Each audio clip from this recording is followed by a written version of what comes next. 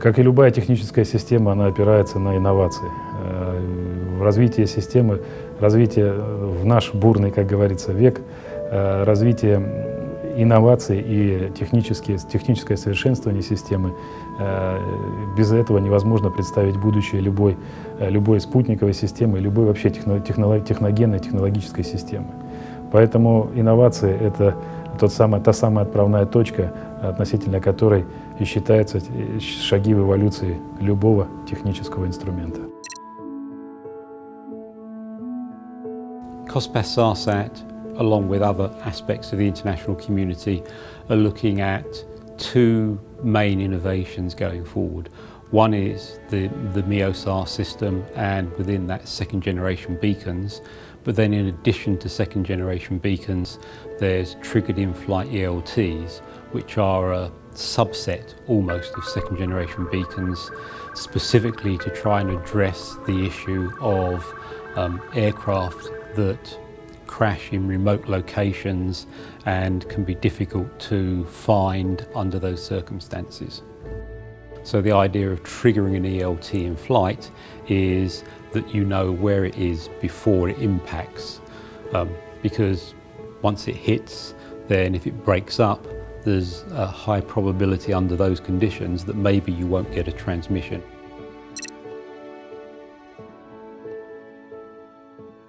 Really, it's the power of the beacons themselves, these second generation beacons, as we're calling them, really is the new and improved beacon. And using that with MEOSAR is what will give us an order of magnitude improvement in location accuracy itself. So you're looking at a best about 1 kilometer or so location accuracy. With the current system, with MEOSAR using second generation beacons, that accuracy can go down to within a few hundred meters. And that is significant to a SAR rescue team who is out there in the elements under their own duress trying to find the victim. From a search and rescue infrastructure perspective, you'll get a lot of additional information, such as how long it is since the beacon's been turned on, when was the last position update provided, how much battery life is there left inside the beacon. So all of this information will help reduce the risk to the search and rescue services, because they put their lives on the line every time they go out to try and help save people. Secondly, it should reduce their costs, because they don't have to perhaps search as much. We're trying to take the search out of search and rescue. So the benefits overall are quite useful for the whole of the community. The good thing is that with MEOSAR, it is indeed backwards compatible. Any first generation beacon right now, they're not going to be dropped off, we're not going to stop listening. It really functions the same because it transmits the same frequency.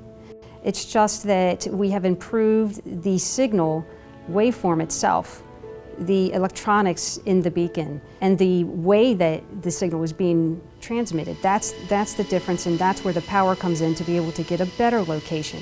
So a first generation beacon will still work.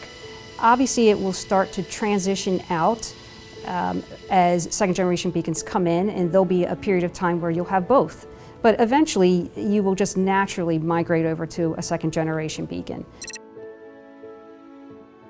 We want to know how things are going. We want to know if we have been well understood, if our message has been well received when we send email and so on. We ask always for acknowledgement.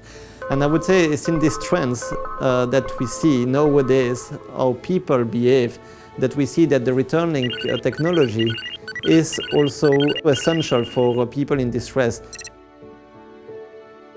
Right now, beacons only transmit. So this is a transmitter. You turn it on, it sends a signal up to the satellites.